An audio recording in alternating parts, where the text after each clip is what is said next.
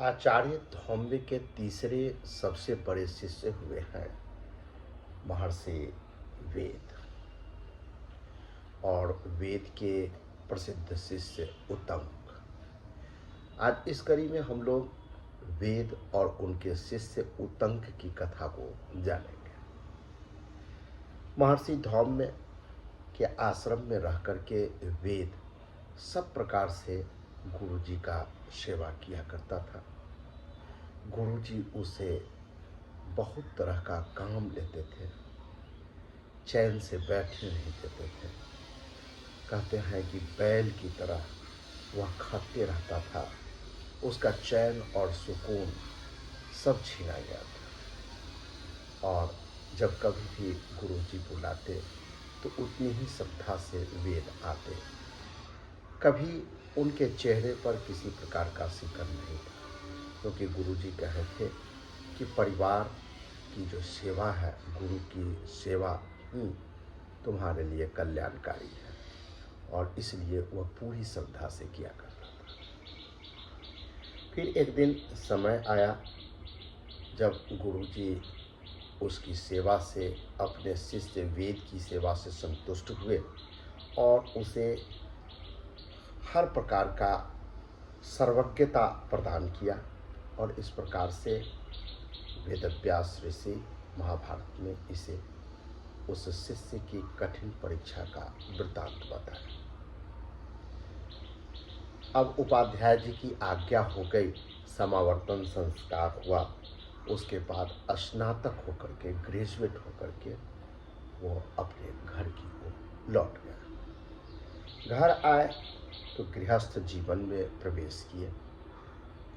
वहाँ उनके 3 शिष्य थे जो उनके साथ रहते थे। वो अपने अनुभव को देखते हुए कभी अपने शिष्यों पर हरदम काम करो, हरदम गुरु की सेवा में लगे रहो, इस ढंग का दबाव नहीं बनाते थे। उन्हें ये पसंद भी नहीं था।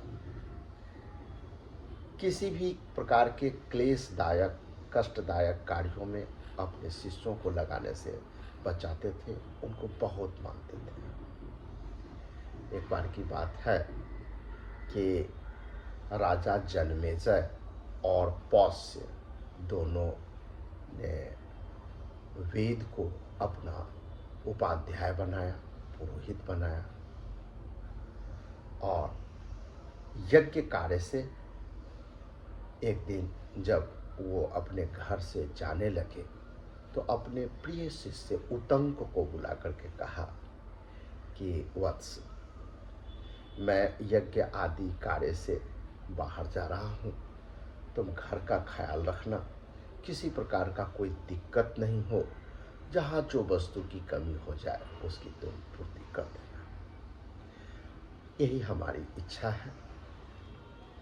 तो वेद ने भी कहा कि जैसे गुरुदेव की इच्छा, हम कभी किसी प्रकार की कोई त्रुटि नहीं होने देंगे, चलेंगे।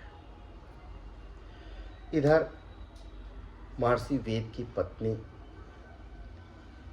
रजस्वला हुई, और आश्रम में रहने वाली जो महिलाएं थी वो वेद के उत्तंक के पास आकर के कहने लगी कि देखो जी,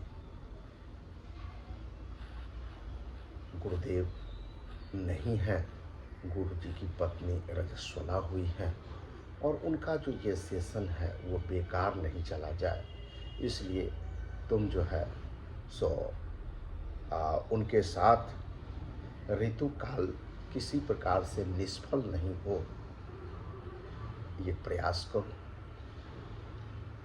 और इसी के लिए गुरु पत्नी चिंता में पड़ी हुई है, तो उन्हें इस चिंता से उबारो, मुक्त करो। यह जब सुने तो उत्तंक ने जवाब दिया कि मैं आप लोगों के कहने से ये जो लोक निंदे कार्य हैं, जिसके कारण हमारी और गुरु जी की बदनामी होगी, वो मैं कार्य नहीं कर सकता। और गुरु जी ने ऐसी आज्ञा भी नहीं दी है कि जो कार्य निंदे हो जो कार्य न करने योग्य हो वो भी तुम कर डालना। इसलिए मैं ये कार्य नहीं कर सकता। बात आई गई हो गई। जब गुरुजी यज्ञ संबंधी कार्य से लौट करके अपने घर आए तो घर का हाल चाल जाना और पूरा कहानी इन्हें पता चला तो अपने शिष्य उतंक से काफी प्रसन्न हुए और बोले, बेटा उतंक, तुम्हारा कौन सा प्रिय कार्य है जो मैं करूं? मैं तुमसे बहुत प्रसन्न हूं।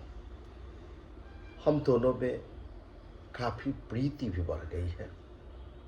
इसलिए मैं तुम्हें आज्ञा देता हूं कि जाओ, तुम घर जाओ और तुम्हारी जो कुछ भी मनोकामनाएं हैं वो पूरी होगी। गुरुजी जब सहृदय होकर के अपने शिष्य उतंक को ऐसा कहे तो उतंक बोले कि हे भगवान, मैं आपका कौन सा प्रिय कार्य करूं? श्रेष्ठ लोग कहते हैं कि जो अधर्म पूर्वक अध्यापन करता है या उपदेश करता है अथवा जो अधर्म पूर्वक प्रश्न या अध्ययन करता है, उन दोनों में से एक को, गुरु को या फिर उनके शिष्य को, इसका दोष लगता है, विद्वेष को प्राप्त होता है और मृत्यु को भी प्राप्त होता है। इसलिए आपकी आज्ञा हो गई मेरे घर लौटने का। फिर भी मेरी ये तमन्ना है कि मैं दक्षिणा स्वरूप कुछ आपको भेंट करना चाहता हूँ। बिना दक्षिणा दिए हुए मैं जाना उचित नहीं समझता। तो जब उतंक ने ऐसा कहा तो उपाध्याय जी कहे कि जो ठीक है बेटा, अगर ऐसा ही कुछ बात है, तुम दक्षिणा देना ही चाहते हो तो कुछ दिन और रुको। और इस प्रकार से उपाध्याय जी ने कहा कि बेटा उतंक, तुम बार बार ये कहते हो कि मैं गुरु दक्षिणा में क्या भेंट करूं, तो एक काम करो, तुम घर के अंदर जाओ और गुरु पत्नी है उन्हीं से जाकर के पूछ लो। वो जैसे संतुष्ट हों उन्हें ही गुरु दक्षिणा भेंट करो। उनसे जाके पूछो कि उन्हें कौन सी वस्तु ज़्यादा पसंद है, वही वस्तु उन्हें ला करके भेंट कर दो। यही तुम्हारा गुरु दक्षिणा होगा। उपाध्याय जी ने जब ये कहा तो उतंक आंगन गया और गुरुवाइन से पूछा कि गुरुदेव की ये आज्ञा है कि मैं दक्षिणा स्वरूप आपको कुछ भेंट दूं, तो आप मुझे बताएं कि कौन सा भेंट ला करके आपको समर्पित करूं। तो गुरु पत्नी बोली कि तुम्हारे जो गुरुदेव हैं वो गए हुए थे पौष से राजा के यहाँ यज्ञ कराने के लिए, और पौष्य की जो पत्नी थी वो 2 कुंडल पहने हुए हैं सोने का। वही कुंडल तुम मांग करके ला दो। मैं चाहती हूँ कि वही कुंडल पहन करके आज से चौथे दिन पुण्य व्रत होने वाला है, उन्हीं कुंडलों को पहन करके मैं ब्राह्मणों को भोजन कराना चाहती हूँ। मेरा मनोरथ तुम पूर्ण करो, इसी से तुम्हारा कल्याण होगा और तुम जाओ वत्स, मेरा ये कार्य कर दो। गुरु पत्नी ने जब कहा तो उतंक वहां से चल दिए। जाते जाते रास्ते में उन्होंने देखा कि एक बहुत बड़ा बैल है, वो एक विशाल काय पुरुष को अपने पीठ पर बैठाए हुए जा रहा है। तो उस पुरुष ने जो बैल पर आरूढ़ था, उतंग से कहा कि उतंग, तुम इस बैल का गोबर खा लो। किंतु उनके ऐसा कहने पर भी उतंग को गोबर खाने की इच्छा नहीं हुई। तब वह पुरुष फिर बोला कि उतंग, विचार नहीं करो, तुम्हारे गुरुदेव ने भी कभी ऐसा विचार नहीं किया।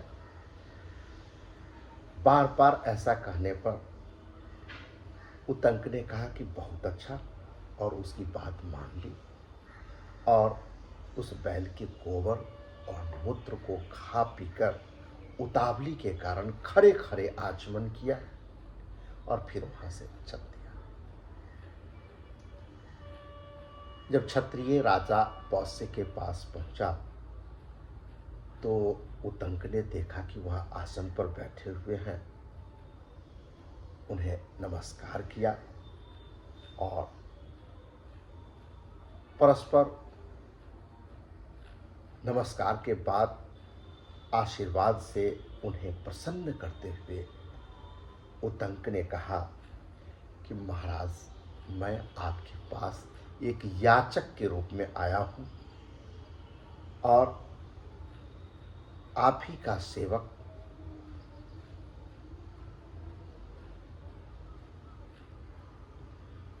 और मैं याचक बनकर के आया हूं। मेरी कुछ कामना है। मैं चाहता हूं कि गुरुदेव की पत्नी, आपकी पत्नी के जो कुंडल हैं उनको मांगे हैं दक्षिणा स्वरूप, यही लेने के लिए मैं आया हूं। तो राजा पौष्य ने कहा कि भगवान, मैं तो आप ही का सेवक हूं, आपका यजमान हूं। आपके गुरुदेव हमारे यहाँ यज्ञ कराते हैं, इसलिए नौ का सवाल कहाँ पैदा होता है। आप ऐसा करें कि खुद ही अंतःपुर में जाएं, घर के अंदर जाएं और महारानी से ये कुंडल मांग लें। वो सहृदय है, निश्चित रूप से आपको वो देंगी। ऐसा कहने पर वह अंतःपुर में प्रवेश किए तो कहीं भी छत्राणी दिखाई नहीं पड़े। पुनः वह वापस होकर के राजा पौष्य से पूछे, जो हमें तो कहीं दिखाई नहीं दी, कहाँ थी? तो राजा पौष्य ने कहा कि देखो, हमारी जो पत्नी है वो पतिव्रता नारी है और गलत तरीके से जो उन्हें देखना चाहता है वो जो है उन्हें दिखाई नहीं पड़ती। निश्चित रूप से आपसे कोई भूल हुई होगी, याद कीजिए, जिसके कारण वो नहीं दिखाई दी। तो याद करते करते करते उतंग कह गया, हाँ भूल हुई है कि हम ऐसे ऐसे नाश्ता पानी किए, भोजन किए और एकदम उतावला बने हुए थे, धरफर था, इसलिए हम ठीक ढंग से आचमन नहीं किए और खड़े खड़े आचमन करते हुए चले आए थे। तो इस प्रकार से विधि का उल्लंघन हुआ है।